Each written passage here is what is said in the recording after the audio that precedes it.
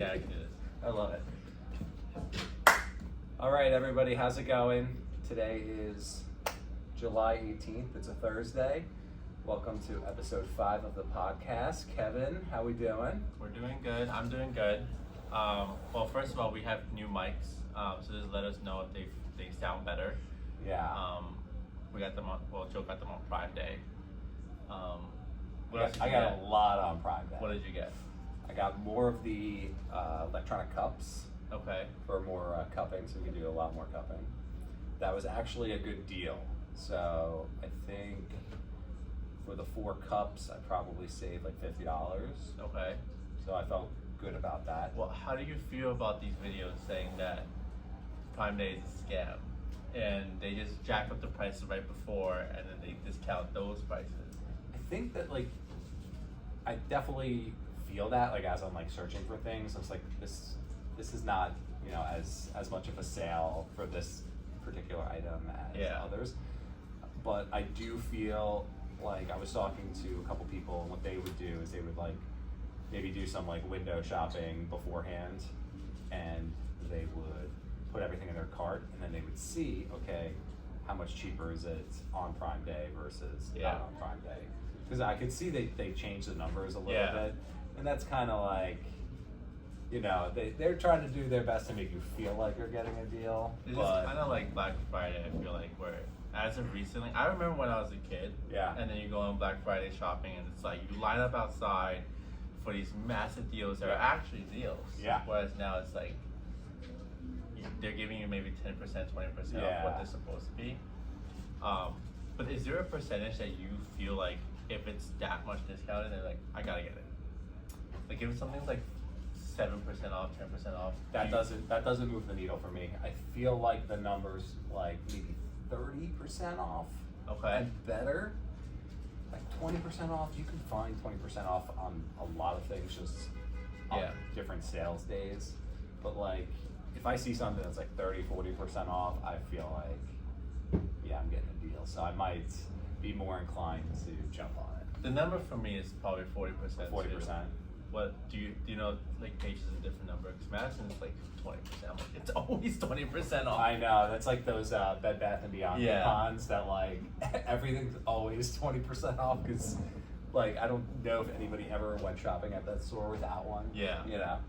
So I don't know if Paige has a particular number. She definitely shops the deals and looks for sales on everything. But nothing. I can't think of a specific. So last year during Prime Day, you bought that like water filtration system or whatever, right? And we still. Oh, now that it's been a year, we need to get new filters for it. Okay. Real soon. Did you look to see if they have them on Prime Day? No, because we already spent $275, so I didn't want to spend more money. That's fair. Recently, it just feels like money just flows out of my pockets. Like I like to keep a certain reserve in my accounts and stuff like that, and it just keeps going down and back up, down and back up. I'm like, it's never going up anymore. And I feel like this is just the beginning of having. Well, we only have one kid on the way. Because I imagine like later on, as they get older, and more kids, it's just like it just keeps going. It's like I find that it's like a motivating factor sometimes. Like I gotta like do better, or work harder, or figure out other ways. And it's not just on ways to save, but to also like generate hustle or whatever. Okay. This is more of a, I guess, a deeper level conversation. I don't feel like we don't really have that kind of conversation, but now that we're having kids, and I feel like it might be relatable a little bit more, but as a dad of a relatively big family, do you strive to like make as much money as possible, or do you strive to be like comfortable? Like, do you have aspirations of making like $1 million a year? No. So maybe before kids, I was like hustling, like what can I do? Any chance to like make a couple extra dollars here, a couple extra dollars there. And then as my kids get older, I definitely value the work-life balance a lot more. When did you feel like you had that switch?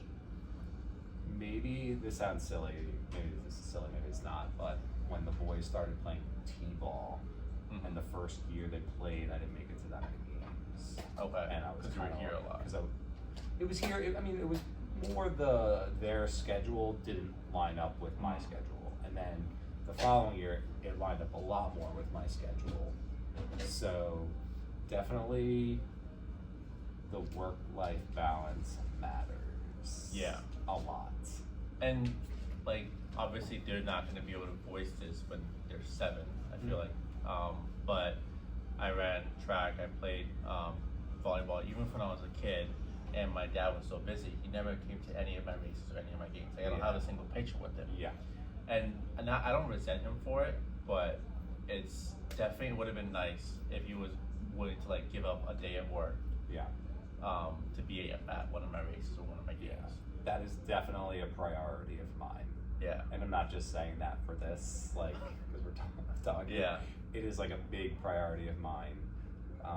Owning a business and growing and feeling like I feel like I have to be here for my patients, but at the same time, I am been working for the past 4 or 5 years, maybe even a little longer, with the mindset of I just need this flexibility in my life so that in October on a Wednesday, I could not be here for the afternoon so that I could coach their t-ball or something like that. That makes sense. So at that point, yeah, I'm valuing the work-life balance over the money component of Yes.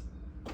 But, obviously, like, we live on Long Island. It's expensive here, so It really is. It's, you feel that pressure to be able to generate for your family and support your family. Yeah. But, it's weird, like growing up in Queens, houses are definitely more expensive in Queens, I feel like. Okay. Maybe not compared to like the North Shore. Yeah. But definitely compared to like the middle of Long Island or the South Shore, Queens is more expensive. But noticing that property tax is more expensive on Long Island compared to Queens. But the biggest thing is, like, I feel like day-to-day life stuff wasn't as expensive in Queens as it is in Long Island. Yeah. Like going out to eat, we never really spent more than $100. Yeah. But now going out to eat for just two of us, it's $100. Do you feel like that's like the Queens Long Island dynamic, or do you think this is like inflation and the times we're in? Because I feel that way now. Go back 4 years and I'm taking the boys out for something quick to eat or ice cream. I mean, sometimes I go to ice cream and it's like $60 and I'm like, there's only 3 of us. Like, what just happened? I have like no idea. If you ever try to buy like flying saucers at Carvel, yes. In my mind it's like, oh, that's got to be like a couple bucks, and I get the price. I'm like, wait, how much is that cost? But that's why I feel like Rouse has stayed in business for so long. For something like that they don't charge that much, I feel like. But when we go to get ice cream, just 2 of us, and at Rouse we'll probably spend like $10, $11. Okay. But when we go to like something that's more high end or a different ice cream shop, I remember one time we're going and I got 2 ice creams, and it was like $22. I'm like, what time are we living in? I remember like the ice cream truck coming by, I run into my dad, and I'm like, Dad, can I get $2.50 or whatever? And I'm like, $2.50. It was like $1 for like the fudge bar, and like $1.25 for like 3 pieces of candy. Yeah. It is what it is. Times have changed, Kevin. Yeah. Speaking of Long Island, actually, I think you wanted to talk a lot about Long Island. Before we move on to that, what's up? What do you got? We were talking about how providing for family and stuff like that, right? And now that Paige is off from school over the summer and the boys off from school, obviously they get to do more stuff while you're here. Yes. Aside from Fridays, right? Does that make you feel like you're missing out? In some respects, yes. In some respects, no. So they're hanging out in the pool, they're at friends' house in their pools, and the moms who are off with them are also like maybe teachers and stuff like that that have flexible jobs. So like the dads are not there. If I found out that like, oh, we went to this person's house and like, the dad was hanging out, he was grilling his burgers, then I'd have like the fear of missing out big time. Okay. And I'd be like, That's like one of the things going on in my head too, where like obviously Matt's gonna be a stay-at-home mom, at least for the first like couple of years, where I feel like not excessive amount of money that's going out of your pockets. Yeah. But like, let's say she's taking her on a stroll or something like that. Obviously, I would want to be there. Yeah. But it's like, you know, I can't be there because if I was there, then we would have no money to pay for anything. I think that when they're young and, you know, your wife will be home, she's gonna do a good job of communicate. Like, you know, she communicates with you a lot. Yeah. She texts me all day. I feel like I always know like what's going on. I like to know that. Yeah. And, like, I could come home and be like, oh, you had a good time at that person's house? Like, what did you do? And Yeah. that she tells me, fills me in, and I feel like, you know, I was like, I knew about it. I was a part of it. It's not like I get home and she's like, oh, these 10 things happened today. It's like as they're happening, I'm getting pictures and videos. So I feel like she's gonna do a good job of like filling you in on that and be like, I think so too. Look, like we're crawling and standing. Yeah. And you know, you'll realize that when you're home those first few weeks, and even after that, you're gonna feel like you have a lot of time with your kid. Were you there for any of their first milestones? Yeah. Or like which ones? Walking. When they took a step for the first Yeah. time? Yeah. Do you remember like vividly remembering? Yeah, there's definitely some videos, and like I'm a physical therapist, so it's like gait training. I'm like stabilizing their pelvis and working on it and stuff like that. I know it's I can't help myself, but yeah, no, I never felt like I missed anything. Like once you leave here and go home, you're all in on your family. When you leave, you're still all in on your family. It's like That's true. It doesn't. Yeah. It doesn't turn off. You know. So. That makes sense for that dynamic. But let's talk about Long Island. I like it's hot. It's hot. It's so hot. I don't remember it ever being this hot growing up. Yeah. Like now we had the AC on literally all day. Yeah. And I turn it off. I turn it off for like 30 minutes in the morning while I'm getting ready, just to like, in an effort to save like $2 on the AC bill. But it wasn't worth it. No, I find it okay actually. Do you? Yeah. You tolerate that well? I tolerate it fine. Like I can, for some reason, our condo doesn't get that hot. Okay. I can live without any AC in the condo for the whole time. But she, being like 7 months pregnant, she's like texting me every morning, stop turning off the AC if you're not gonna turn it back on. I forget to turn it off, turn it back on every time I leave. Yeah. But living on Long Island, yes, it's hot, but I've only been here for 3 months. Okay. And the biggest thing I hear people say, like, even though they grew up here their whole life, there's been towns that they have never been to. Yes. And I don't understand how that happens. Like, let's say you're here for 25 years of your life growing up. Yeah. How have you like lived in Lindenhurst but never been to like Melville? Yeah. I feel like I could answer this question pretty well because this sounds like how I grew up. Like, I grew up in Levittown. Mm-hmm. I did things in Levittown, walked to Hicksville, walked to East Meadow. It's like from a kid to 18, that was my life. And any town that I had been to was because I went to a baseball field there. You know? So I was not, you're 26 years old, she's 25. You guys are like in exploration mode. So I remember doing that after I came home from college and we started living there. We lived in Freeport. Prior to me moving to Freeport, I had never been to Freeport.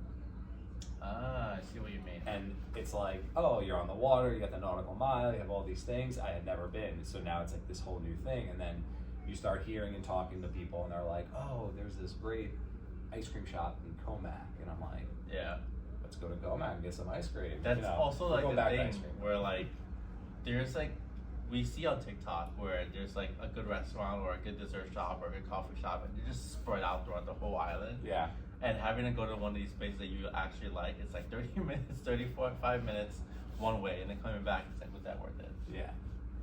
Yeah. Long Island driving will do that to you. Yeah. That's tough.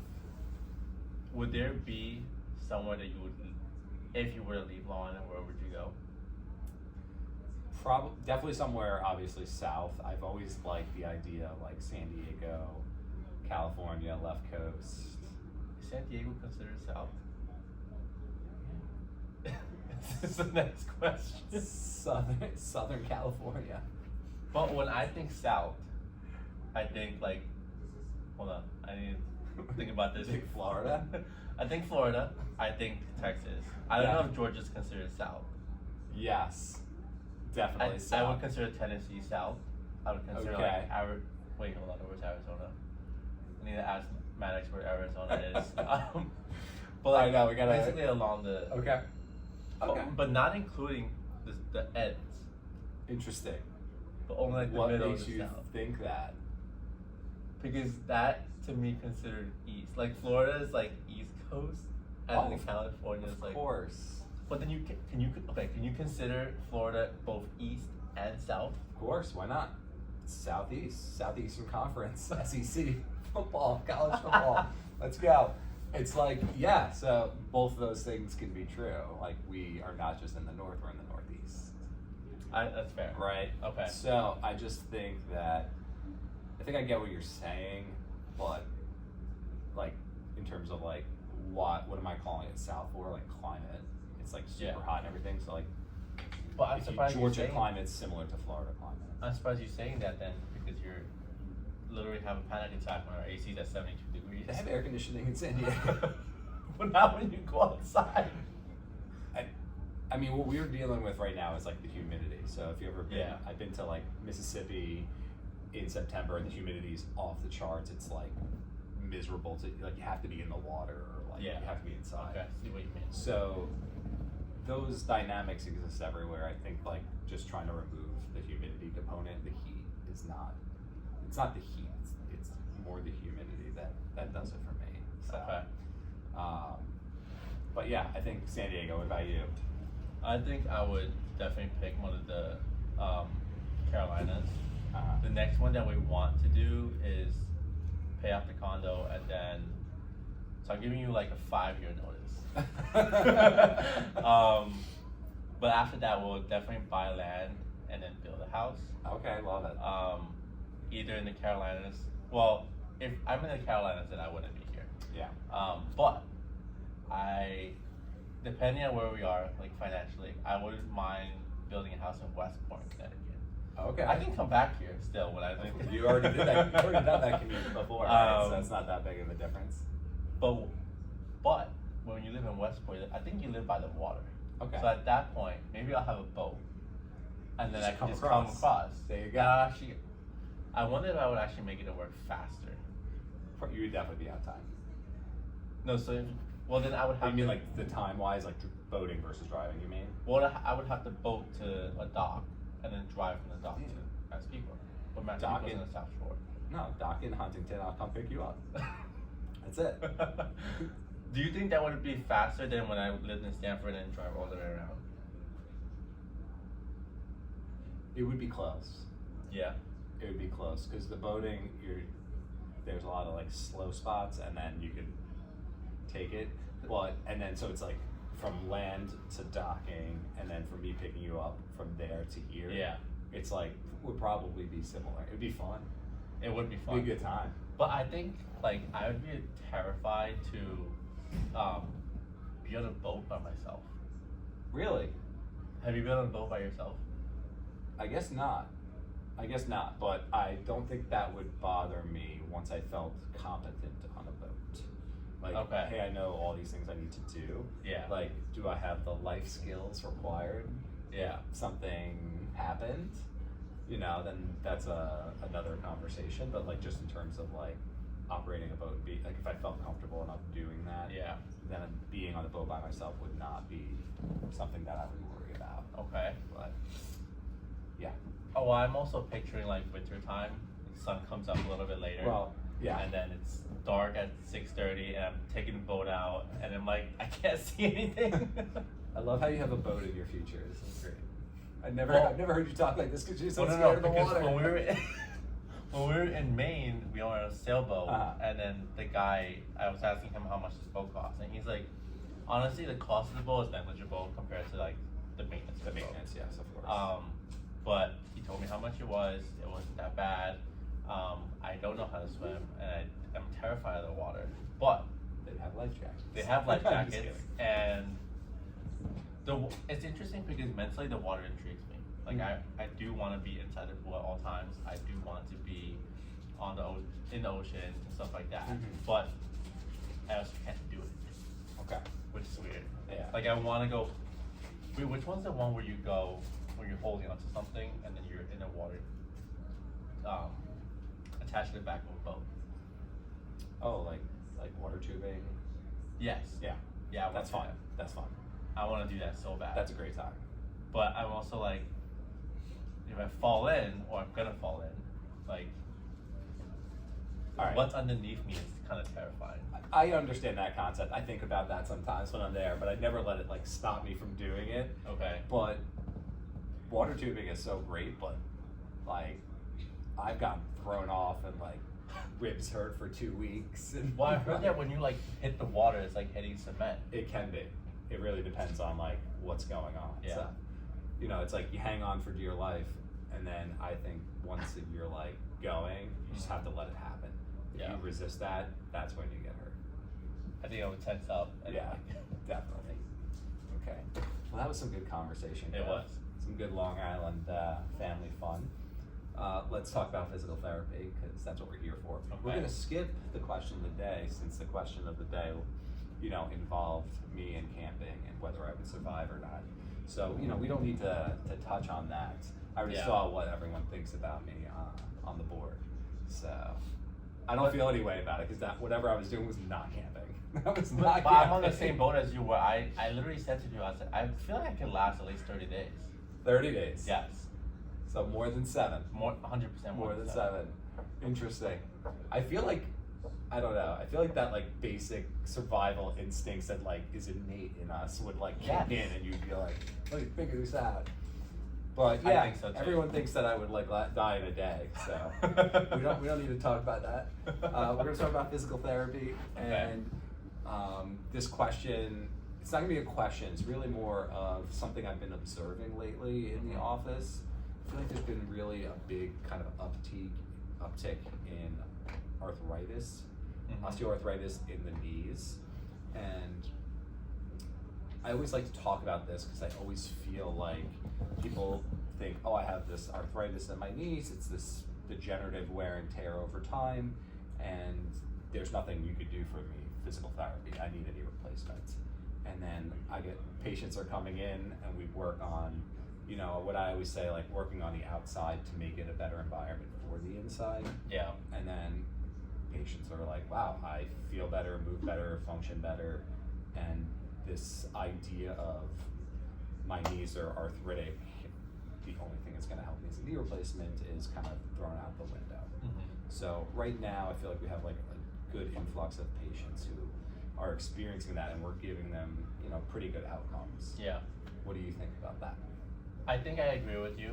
The only input I would have on this is it's not like a traditional take on arthritis, but when you have arthritis and you have bone on bone kind of situations going on, regardless of whether it's a knee or the elbow or the hip or whatever the joint is, you get inflammation. Yeah. Right? I feel like I've been seeing a lot of studies, and I can kind of agree with the fact that what you're eating might play a big role into arthritis. Like if you're decreasing inflammatory foods or oils or whatever. Love that. I feel like it can help a lot. Yes. And I know you recently switched from canola oil, which caused a lot of inflammation, to avocado oil. Yes. And I don't know that necessarily you might feel a difference yet because you're 38 years old. And my diet's is not terrible. Yeah. Otherwise, like lots of fruits, proteins, like it's not 50 grams of protein. It's not a lot of protein. I didn't say a lot of protein, but there's protein in there. Okay. But you know what? It's funny because I talk about that concept a lot with patients. So it's like, hey, what we're dealing with, like the primary thing we're dealing with is inflammation. What can I do for inflammation? And then I give them the basic answers. But then I always like to throw it back onto their diet and what they're eating. Yeah. And not saying you need to go on a diet, but you need to evaluate the things that you're eating that maybe contribute to inflammation, and maybe try to look up things that have anti-inflammatory properties and kind of swap them in and out, and seeing how that can make an impact. Yeah. I think that a lot of patients have a disconnect based on like what they're eating and how they feel. Yes. And they think about arthritis as being this solely physiological. So, yes, like mechanical, bone on bone. Whereas, you know, the more when we think about it, we think about like what are things we could do to reduce inflammation. Yes. And that diet is a great place to start. Not don't get me wrong, like obviously there is mechanical components to it, right? But I think assessing both would help patients with arthritis a lot more. Definitely patients in that like moderate to severe, like the earlier ones, like very severe arthritis. You know, sometimes a knee replacement is in your future and there's nothing you can really do about that, but for the years leading up to it, staying active and then doing things that help reduce inflammation, dietary, ice, laser, red light, all those things can definitely make a big impact. The last thing I would like include on that is I've recently been trying to walk a lot more. That like whole rule of getting 10,000 steps and stuff like that. Okay. I don't necessarily follow that to a T, but I try to walk a little bit more. Some days I'll get 6,000, some days I'll get 12,000. Okay. But just averaging out a little bit more walking in general, my body just feels so much better. Yeah. My knees, my hips. I'm only 26 years old. I'm not talking about my knees and my hips. You're also a powerlifter, so you put a lot of wear and tear in your body. So I feel like you can also like from that perspective. Yes, and in that regards, like my body's just generally tight all the time. But I think like walking, because we stand a lot. We stand a lot. Yes. I think about that all the time. Standing is not movement, right? You're in place. Even though you're on your feet and you get tired. That's right. You're not like, your hips aren't moving, your knees aren't moving. So I think just a general walking helps pretty much everyone. Yeah, I love that. Love that. So just like incorporating, if you can make like a dietary change and just slightly increase your walking. Yeah. Along with arthritis for a lot of different conditions that you'd be surprised at how big of an impact that could, you know, be on your body, even just on the way you feel. Yeah. Right. I mean, along obviously with the PT, I think having all of those. Yeah. The PT is great. The PT is great. Especially here. Especially here. All right. So I think next thing we're going to do is I'm going to go through a demonstration of, you know, basic things that we do for arthritic knees based on that conversation. And what I'm going to have you do, Kevin, is I'm going to have you just present maybe some foods that are inflammatory and foods that are anti-inflammatory, just to maybe educate people on maybe a couple little modifications they can make to what they're currently doing. So I think that's where we're going to go next with that. And then at this point, we're going to end the podcast. Episode 5 in the books. Any last words, Kev? Nope. Save your money for your kids. Save your money for your kids. Start with $5.29 right now. Yeah. Yeah, I got to do that too. I'm on it. All right. Have a good day.